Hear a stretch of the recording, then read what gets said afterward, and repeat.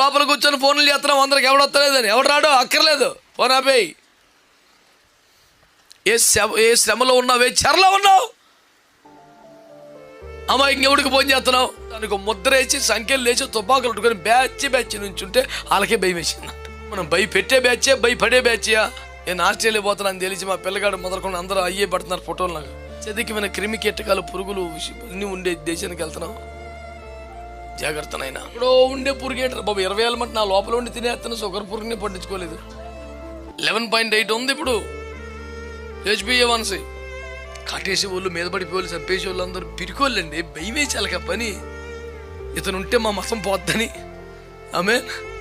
ఈయన ఇలాగే కొనసాగితే కనుక ఇక మన మతాచారాలు పనిచేయమని, అంధవిశ్వాసాల నుంచి ప్రభు సత్యంలోకి ప్రజలు వచ్చేస్తారు. భయం అడిగే యేసును భయపెట్టాలంత రేంజ్ కాదు. యేసు వల్ల భయం పోయింది. అమ్మ బాబోయ్ ఇతడు ఉంటే మన ఆటలకి సాగవు, వ్యాపారం సాగదు, మతం పేరు మీద మనం చేసే దండాలు నడవు.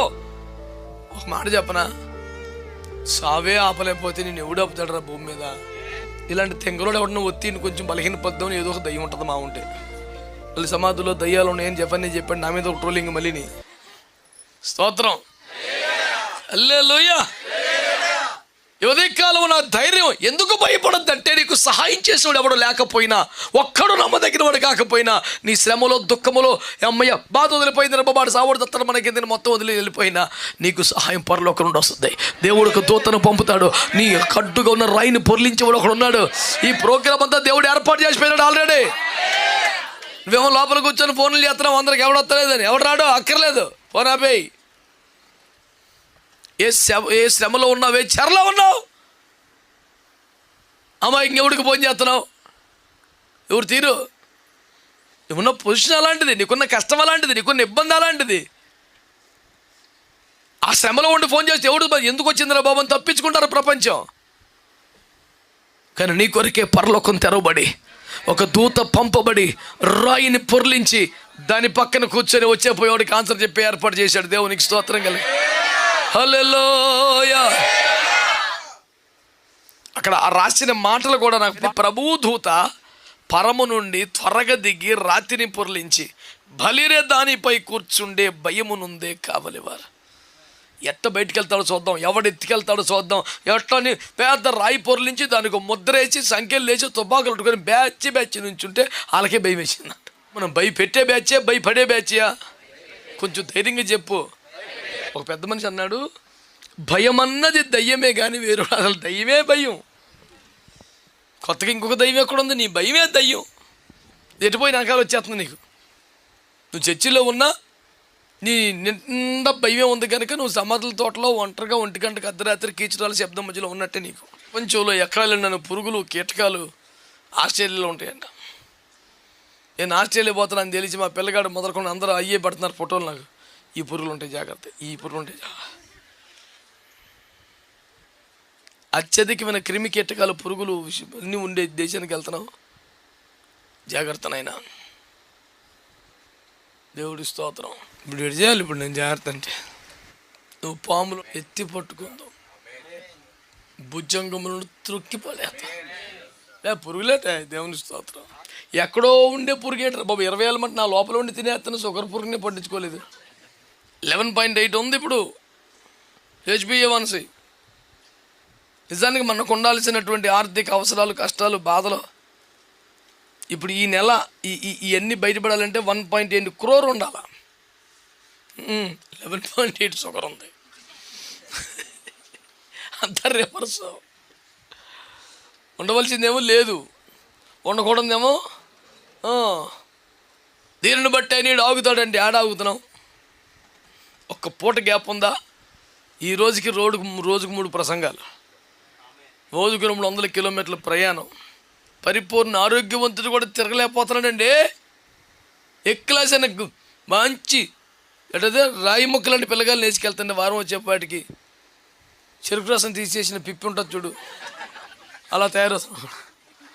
అలా చూస్తాడు. నా ఇంకా నన్ను వెళ్ళి స్నానం చేసి వచ్చే మళ్ళీ మన మీటింగ్కి వెళ్దాం. ఈ దండం పోయి ఇంటి దగ్గర అర్జెంట్ పని ఉందనో ఫోన్ వచ్చిదే ఏముండదు. అది తిరగలేక నాతో. ఒక్కరోజు తిరిగితే యేసు రక్తం విజయం. వాళ్ళకి కొత్త కొత్త దర్శనాలు ప్రత్యక్షతలు వచ్చేస్తాయి, లేనిపోని పరిచర్లు గుర్తొచ్చేస్తాయి. లేదు అలాంటిది ఏం లేదంటే కనుక వాడు ఎప్పుడు పడుకుని ఉంటాడు నా దగ్గర ఉన్న. అదొక సమర్పణ. కారు ఎక్కుతాం పాపం, కూటంకి వెళ్తాం పాపం, ఆమెనంటాం పాపం, పడుకుని పాడమే. ఇంకా ఆ రకంగా అయితే ఎన్ని రోజులని రావచ్చు మీటింగ్కి. 21 రోజులు ఫాస్టింగ్ చేయడానికి 5 కేజీలు గ్లూకోన్ డి డబ్బా కొన్నాడు ఒకడు. ఇంకెందుకు మరి ఫాస్టింగ్? 5 కేజీలు గ్లూకోన్ డి డబ్బా, ఇంత డబ్బా కొనుక్కున్నాడు. కొంచెం నీరసం అనిపించినప్పుడల్లా ఇంత పౌడర్ కలిపేసి తాగేస్తున్నాడు. ఇంకెందుకు ఫాస్టింగ్? అడిగి అసలు నీరసం వస్తుందా? తెల్లరగట్టది మధ్యాహ్నం మజ్జిగ, రాత్రి కొబ్బరి బొండం. 40 రోజులు ఇట్రా 400 రోజులు చేసేయచ్చు. ఆడి ఫీలింగ్ ఏంటంటే పంటితో కొరకూడదు. ఆడి ఉపవాస నియమం అదే. అటుపండి నేను ఫాస్టింగ్ అంటే అటు జ్యూస్ ఇచ్చి తాగేతాడు. అటుపండి కానీ బొప్పాయికే తాగేతాడు ఆడు. ఆడి ఫీలింగ్ అలా పంటికి అదొక్కటే ఫాస్టింగ్. ఇది దాటితే అసలు ఫాస్టింగ్ గొడవలేదు. నేను చెప్పేది ఒకటే, భయపడకన్నానా. ఎవడ నీకు సాయం చేసేది? పరలోకం తెరవబడుతున్న దేవదూత దిగి వచ్చి బలిరే దానిపై కూర్చుండే భయమునుందే కావలి వారు. భయపెడదామని సంఖ్యలు వేసుకొని కత్తులు వేసుకుంటే ఆడికే భయం అవుతుంది. లేచినాడురా సమాధి గెలచినాడురా యేసు. లేతునని తా చెప్పినట్లు లేఖనములో పలికినట్లు లేచినాడురా. అది మరి ఇలాంటి పెద్ద పెద్ద ముద్రలు వేసేసి వాళ్ళు ధైర్యంగా కుర్రంగా కనబడతారు, కానీ వాళ్ళకే భయం ఎక్కువండి. ఎవరికే? చంపేస్తానంటాడు వాడికి. జంతు శాస్త్రం ప్రకారం శాస్త్రవేత్తలు చెప్పేది ఏంటంటే, పాము ఎవరైనా కాటేస్తే 90% నన్ను చంపేస్తానని భయం వేసి కాడేస్తుందంట. వాళ్ళు చెప్పిన మరి నాకేం తెలుసు, నాకు అటు భాష వచ్చి అట్లా ఫ్రెండ్షిప్ ఉందా? శాస్త్రవేత్తలు వాడికి భయం వేశారంటండి. మీరు చంపేస్తాడని కంగారు పెట్టి కరిచేస్తుందంట. కాటేసే వాళ్ళు, మీద పడిపోయి చంపేసే వాళ్ళు అందరూ పిరికోళ్ళండి. భయం వేసి వాళ్ళకి ఆ పని. ఇతను ఉంటే మా మతం పోద్దని. ఆమె ఈయన ఇలాగే కొనసాగితే కనుక ఇక మన మతాచారాలు పనిచేయమని అంధవిశ్వాసాల నుంచి ప్రభువు సత్యంలోకి ప్రజలు వచ్చేస్తారు. భయం అడిగే. యేసును భయపెట్టాలంత రేంజ్ కాదు. యేసు వల్ల భయం పోతుంది. అమ్మ బాబోయ్ ఇతడు ఉంటే మన ఆటలకి సాగవు, వ్యాపారం సాగదు, మతం పేరు మీద మనం చేసే దండాలు నడవు. భయం వేసే ఒకడికి నిన్ను అటాక్ చేసేవాడు ఎవడైనా అంతే భయం వేసే. అందుకనే ఉగ్రవాదులు కానీ తీవ్రవాదులు కానీ మందు పాత్రలు పేల్చి ఏదన్నా చేస్తే వెంటనే ప్రభుత్వ అధినేతలు ఇచ్చే స్టేట్మెంట్ పేపర్లు సారా, ఇది పిరికి పందుల చర్య. భయం వేసినోడు చేసే పనులు అంటే అయ్యే ఒక మాట చెప్పనా, సావే ఆపలేకపోతే నేను ఎవడు ఆపుతాడరా భూమి మీద? నువ్వు ఎందుకు భయపడిపోతున్నావు అనవసరంగా? దేవునికి స్తోత్రం కలుగునగా. ఇవాళ మాట్లాడగానే లోపల తలుపులు వేసేసారు, మాకు ఎటు బయటకు వస్తా దారి కనపడతలేదు. వస్తాడరా దేవుడు, తన దూతను పంపుతాడు. రాయిని పొర్లించేసి ఆ సమాధికి నెహెమ్యాని పెట్టవలసిన జుట్లు పట్టుకుని గోపలు వాయించేసిన ఒకటి. నా అప్పుడప్పుడు ప్రభు నెహెమ్యాకి ఎక్కడ డ్యూటీ ఎత్తేనా ఒక్కొక్కరు ఇట్లా ఏంటి ఎవరికి పొద్దామని వచ్చాను పటా పటా కొట్టి. నేను కూడా జఫన్యాను కాబట్టి తిట్టొదిలేస్తామే. నెహెమ్యాని అయ్యి ఉంటే ఎస్ రక్తం ఇచ్చి అనిపిస్తుంది. మరి ఏం వాక్యాలు చదువుతారండి పిచ్చి పనులు కాకపోతేను. ఇప్పుడు నిన్న సమాధుల్లో యేసు ప్రభు లేడు. యేసు ప్రభు లేడని మాకు తెలుసులే బాయ్, మా ఊడు ఉన్నాడు పని మీ ఊడు ఉన్నాడు. మన అమ్మో నాన్నో ఎవరో ప్రభునందు నిద్రించారు వాళ్ళు ఉన్నారు అక్కడ. ప్రభువునందు నిద్రించిన పాపమునందు నిద్రించిన ఇద్దరు ఉండరు అక్కడ. ప్రభునందు అయితే పరదేశు, పాపమునందు అయితే పాతాళం. అక్కడ ఎవరు ఉన్నారు? శరీరం. పోనీ శరీరం ఉంటుందా? పోనీ ఉన్న ఇంక మొన్నే పోనీ నీకు కనబడుతుందా? స్పందింతుందా? వాసన రాకుండా నువ్వు సెంటు కొట్టగలవా? పోనీ ఓపెన్ చేసి నువ్వేమన్నా కొంచెం రుద్దుతావా? You are hurting me. No brother, you are hurting Jesus. నేను నిన్ను బాధ పెడతలేదు, నువ్వు యేసు ప్రభువుని బాధ పెడుతున్నావు నీ అవిశ్వాసంతో, అంధవిశ్వాసాలతో. ఒకడు అన్నాడు, ఆయన లేడని తెలుసులేండి మా వాడు. ఇప్పుడు మీ వాడు ఉన్నాడా? మరి ఎవరు ఉంటారు? ఇలాంటి తెంగలోడు ఎవడన్నా ఒత్తిని కొంచెం బలహీన పద్దామని ఏదో ఒక దయ్యం ఉంటుంది మా ఉంటే. మళ్ళీ సమాధిలో దయ్యాలు ఉన్నాయని చెప్పని చెప్పండి, నా మీద ఒక ట్రోలింగ్ మళ్ళీని. అవును, నేను చెప్తున్న మాట నిజమే. అవిశ్వాసం అనే దయ్యం, మూఢనమ్మకం అనే దయ్యం, భక్తిహీనత అనే దయ్యం, ఇవన్నీ కాపు కాసుకుని నువ్వు ఎలాగో వస్తావు అక్కడికని. ఈ అగరొత్తులు సెంట్లతోనే కాదు, ఇడ్లీలు గారెలు పెట్టుకెళ్తున్నాడు కూడా. నేను అడిగాను ఏరా అని అంటే, నాన్నకు చాలా ఇష్టం అన్నా. బతుకున్నప్పుడు నువ్వు వారడం తినేసి ఆయన కొట్టి పెట్టేవరా దుర్మార్గుడా. ఇప్పుడు పట్టుకెళ్తాను 4 గారెలు సమాధి పెడతాడంట. ఏంటంటే నాన్నకి ఇష్టం. బతికుండగా సరిగ్గా ముద్దెట్టుకుండా చచ్చిపోయాక ఈ యాసలు ఎత్తే ఎలా ఉంటుందండి. ఇంకా కొంతమంది మంచి వాళ్ళు ఉన్నారు, నాన్నగారి పేరు అమ్మగారి పేరు 10 మందికి అన్నం పెడతారు. ఆడు ఇంకా మంచుడే. తను మంచిగా వినండి బిడ్డలారా, నువ్వు దేనికి భయపడుతున్నావు నాకు చెప్పు. సావే చచ్చిపోతే దేవునికి స్తోత్రం. అదే పారిపోతు నువ్వు దేనికి భయపడుతున్నావు నాన్న అసలు? మీరు అడిగే ప్రశ్నకు నేను చెప్పే జవాబు, దేన్ని బట్టి ధైర్యం తెచ్చుకోమంటావు అని అడిగితే, నువ్వు ఉన్నది సమాధిలో, అంతా అంధకారమే, లోపల ఎవరూ లేరు, బయట ఉన్న వాళ్ళందరూ నేను రాకుండా చేయడానికే ఉన్నారు. ఇన్ని రకాలున్నా నీకు సహాయం పరలోకం నుండి పంపబడింది. నీ కొరకే దూత దిగి వచ్చాడు, నీ కొరకే రాయిని పొరలించారు, నీ పక్షంగా వచ్చి పోయేవాడికి జవాబు చెప్తున్నారు. దీన్ని బట్టి నువ్వు దేవునికి స్తోత్రం. నీ మీద నీవు చేసిన ముద్ర ఏంటి? పోద్ది. ఆమేన్. నీకు వేసిన సంఖ్యలు ఏంటి? పోతాయి. నీకు పెట్టిన అడ్డుబండి ఏంటి? దొర్లించి పారేస్తారు యేసు రక్తం వేసి. హల్లెలూయా. ఇదంతా చేయడానికి దేవుని పరలోకం ఒక ఏర్పాటు చేయబడింది. ఒక దూత నియమించబడ్డాడు. స్తోత్రం చెప్పండి. ఆ సమయంలో దూత ఖచ్చితంగా వచ్చేస్తాడే. దేవుని ఏర్పాటు, దేవుని సమయం. ఒక చిన్న మాట చెప్పి ముగిస్తాను. యేసుప్రభు 2 రోజులైనా కనీసం భూమి మీద ఉన్నప్పుడు పగలంతా పరిచర్య, రాత్రి అంతా ప్రార్థన. కాబట్టి 2 రాత్రులు సమాధిలో మంచిగా రెస్ట్ తీసుకున్నారు. అంతేనా? ఆయన ఏం చేశారట? చెరను చెరగా పట్టుకొని పోయి మనుషులకు ఈవుల్ని ఇచ్చాడు. నేడు నీవు నాతో కూడా పరదేశులో, అంటే శుక్రవారం సమాధి నుండి నేరుగా ఎక్కడికి వెళ్ళాడైనా? పరదేశికి వెళ్ళాడు. తన ప్రత్యక్ష రక్తం ద్వారా ఆదాం మొదలుకొని అప్పటికప్పుడు మారిన దొంగోడ దాకా అందరికీ తన ప్రత్యక్ష రక్తం వల్ల విమోచన కలిగించాడు. అదేపైకి ఏం చేశాడు?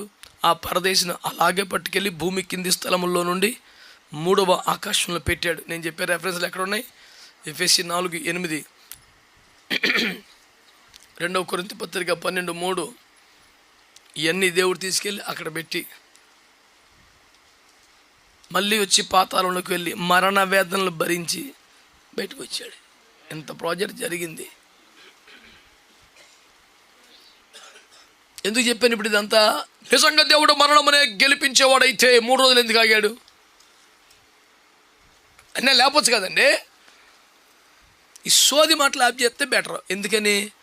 వీడికన్నా వస్తాదు ఒకడు వచ్చి ముందే ఉన్నాడు, నువ్వు దమ్మున్నవాడు అయితే నువ్వు వెనక్కి వచ్చే అన్నాడు, శిలువ మీదకి వెళ్ళకుండా.